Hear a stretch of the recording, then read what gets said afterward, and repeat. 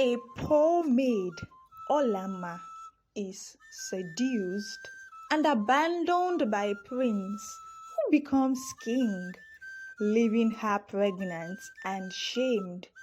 Cast out and heartbroken, she loses her mother and raises her son in silence and poverty. Years later, the king, who is now childless, learns through a seer that Olama's son is his only heir. With the royal throne at stake, he must find the woman he rejected. But will she forgive him in time? Sit back as I take you through this mind-blowing story. Once upon a time, in Umoji, there lived a powerful king named Igwe Maduabuchi. Everyone in the village feared him and respected him. He had many wives, plenty lands, fine clothes, and big cars. Some people said he even had houses in far places. In his palace, there was a young maid named Olama. She was the most beautiful girl in the palace. Her skin was fresh like new yam. Her smile made people stop and look, but she was very poor. Her mother was a farmer who sold firewood at the village markets. She was her mother's only hope, working as a maid at the palace. Because of her job as a maid, her mother and siblings could now feed. Olama worked hard. She cleaned the palace. She swept the compound. She fetched water. She washed clothes. She didn't complain. Everyone called her the quiet flower. One morning, a loud drum beat from the palace gate. A voice cried out, "The king is gone! Our king is dead!" People ran out. Some cried. Some looked shocked. The great Igwe Maduabuchi was no more. The next day, the royal bell rang. Prince Aduba is now the king. There was dancing in the streets. Women tied red wrappers and beat drums. Men drank palm wine and shouted, "Igwe!" Prince Aduba wore the king's red cap. He sat on the throne. He smiled. But in the crowd, Olama stood at the back. She looked at the new king. Her heart beat fast. She didn't know why. Before the old king died, Prince Aduba was always coming to the palace. He said he came to see his father. But each time he came, he always found a way to talk to Olama. One evening, Olama was sweeping under the big mango tree inside the palace. The sun was going down. The air was quiet. Prince Aduba walked up to her slowly and said, "Olama, why are you always hiding from me?" She looked up, surprised. "I'm not hiding, my prince. I'm only doing my work." He smiled. "You are more than just a maid. You are the most beautiful girl I've ever seen." Olama's hand stopped moving. She looked down. "My prince, don't say such things. I'm just a poor girl." "I don't care," he said. "I love you." Olama didn't answer. She stood still like a statue. From that day, Prince Aduba started coming every evening. He brought her small things, bread, perfume, wrapper, and once even gold earrings. He always said, "You are special to me, Olama. When I become king, I'll make you my queen." Olama started to believe him. Her heart was soft. No man had ever treated her like that. Then one night, something happened between them. The mango tree was quiet. The moon was bright. He held her hand and told her, You are mine. Weeks passed. One morning, Olama woke up feeling sick. She could not eat. Her stomach felt strange. She went behind the palace to vomit. Her friend Ada looked at her and said, Olama, are you? Olama nodded slowly. She was pregnant. Her heart began to beat fast. What will I do now? She said to herself. She looked up at the palace. I must go and tell him, she whispered. But what would the prince say? Would he keep his promise? Would he marry her? Or would something worse happen? Olama held her wrapper tight as she walked to the palace. Her feet were weak, but she didn't stop. Her eyes were red. Her hands were shaking. She saw Prince Aduba sitting under the mango tree, the same place he used to whisper sweet words to her. She knelt before him. My prince, she said, I am carrying your child. Prince Aduba looked up slowly. His face changed. What did you say? I said I am pregnant with your baby. He stood up quickly. Pregnant? You?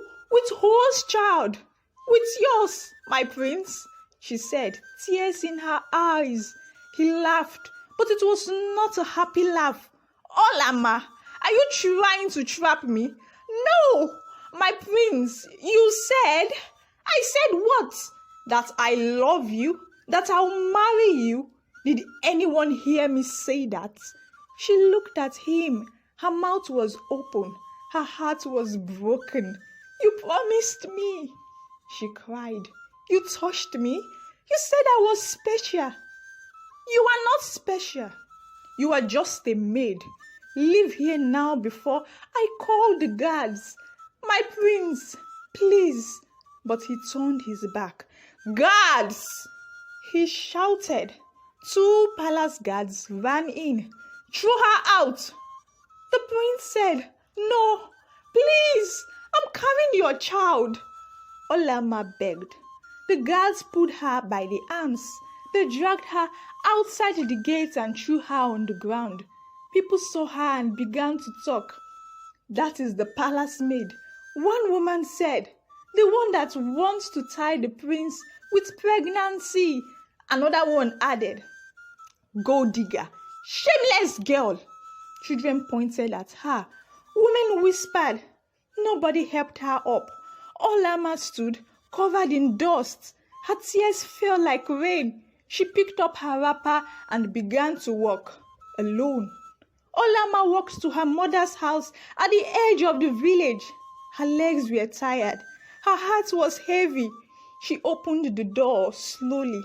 Mama, she called out. Her mother, Mama Nena, was sitting on a stool cutting okra. She turned. Olama, why are you here during palace hours? And why do you look like this? Olama knelt. She didn't talk. She cried. Mama Nena dropped the knife. Talk to me. I am pregnant. What?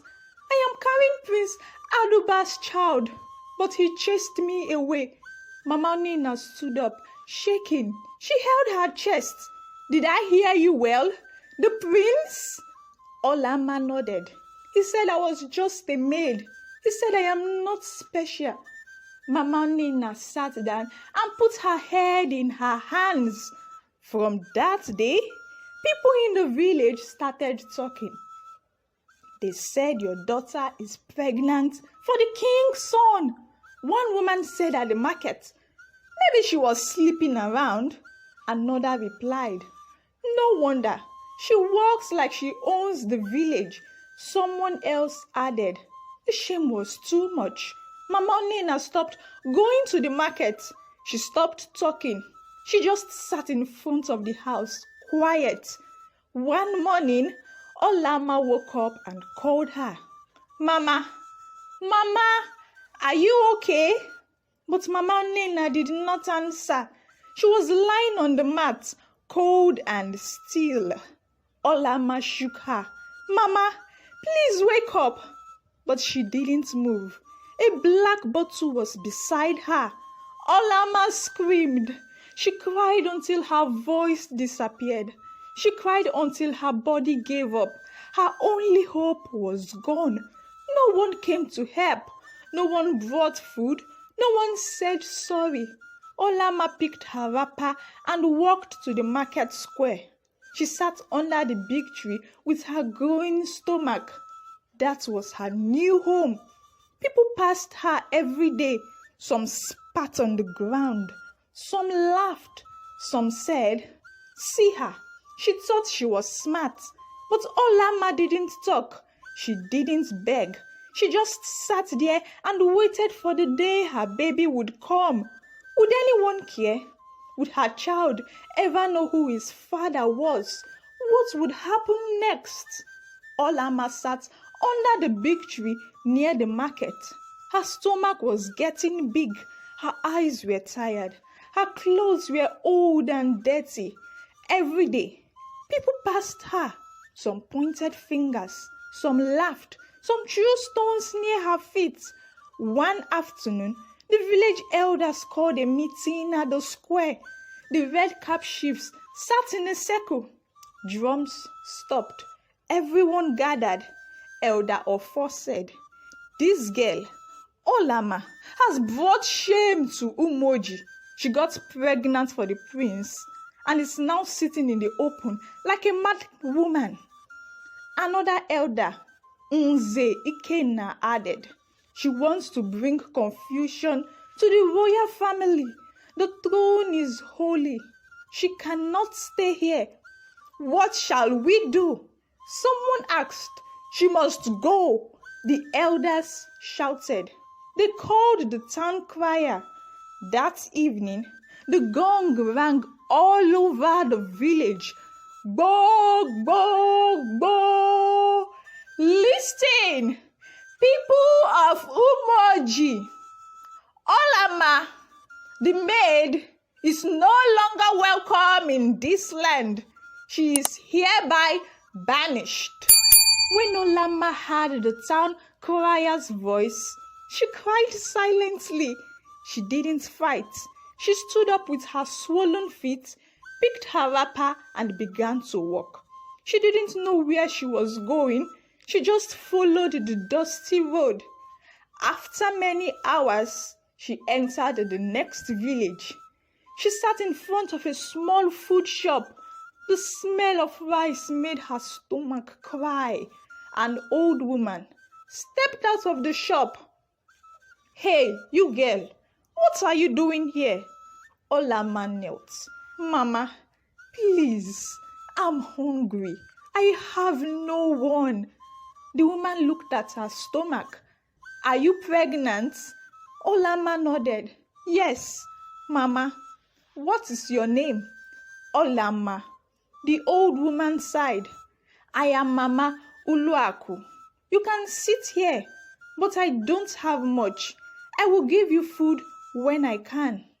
From that day, Mama Uluaku gave her leftover food, small rice, soft beans, even water.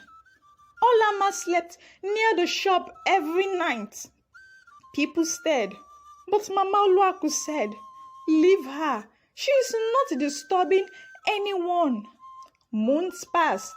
Then one night, Olama screamed, "Ah, Mama, it is coming." Mama Uluaku ran out with hot water and wrapper. Olama gave birth right there under the old bench. It was a baby boy. Mama Uluaku smiled. "He is strong. What will you call him?" "Chibuke." Olama said softly, "God is my strength." She looked at her baby and cried. But this time, it was not shame. It was love. Many years passed. Now, Prince Aduba was no longer a prince. He was the king, the new Igwe Aduba of Umoji. He wore a red crown, big beads, and rich clothes. His palace was full of gold and servants. He had 3 wives. They wore lace from Lagos. They rode big jeeps. They smiled in public and fought in private. But there was one big problem. No child. Not even one. Every month, the wives waited. Nothing. They cried in secret. The king became angry. He called the best doctor from the city. After many tests, the doctor said, "Your Majesty, nothing is wrong with you. Your wives are also fine. But I don't know why there is no baby." The king stood up. "Then who knows?" "I don't know. Your Majesty, maybe the gods know." The king sent for more doctors. Some came from abroad. Still no answer. The palace became quiet. The queen mother stopped laughing. The king walked around alone. One evening, the king sat with his elders. "My fathers, I have no child. The throne is shaking." Elder Nze Ikenna looked worried. He said, "Your Majesty, you know the rule. If a son is not born before the next moon season, the throne must pass to another family." The king's heart beat faster. "What can I do?" he asked. "We must speak to the gods." Another elder said, "We must find out why." The palace night guards whispered, "What if the gods are angry?" One servant asked another, "What if the king already has a son, but he does not know?" The wind blew hard. That night, the king could not sleep. Something was coming, but he didn't know what. King Aduba could not sleep. Every night, he walked up and down in his room. He looked at the sky and asked, "Why don't I have a child?" He had tried everything. He had called doctors. He had prayed. He had even given money to the poor. But still, no baby. One day, his head guard came in and said, "Your Majesty, the elders are here. They want to speak with you." The king came out and sat on his chair. Elder Ofo stood up and said, "Your Majesty, we have called someone. He is a powerful man. His name is Oke Ikuku. He sees what others cannot see." The king nodded. "Bring him in." Soon, Oke Ikuku entered the palace. He was wearing white clothes. He had a red staff in his hand. His eyes were sharp like a lion. He didn't smile. He didn't greet. He didn't sit. He looked around the room, then turned to the king. "Where is your fire?" Oke Ikuku asked. The guards quickly lit the fire pot. Oke Ikuku sat in front of the fire and said nothing for a long time. Everyone watched him. The wind blew. The fire made soft noise. Then he spoke. "Your Majesty, you already have a son." Everyone looked up. "You had a son many years ago, but you threw him away, just like you threw away his mother." The king's hand started to shake. "You left a poor maid with your child. You said she was not good enough, but the gods are angry. That boy is the one choosing to wear the crown after you." The king stood up. "Where is he? Where is my son?" Oke Ikuku shook his head. "You sent her away. Now go and find her." Then Oke Ikuku stood, turned and walked out of the palace. The king could not move. His mouth was open. The room was quiet. A son, a true son. All this time, he sat down slowly and said, "It's time to make things right." The next morning, the palace was not quiet. The wives were whispering. The elders were talking. The guards were confused. The queen mothers asked, "Can a king marry a beggar?" Some servants said, "Maybe it is a lie.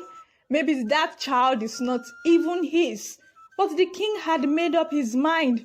He stood before the palace gate and shouted so all the people could hear, "Anyone who finds the woman I wronged, the mother of my child, will get a chieftaincy title and 50 fat goats."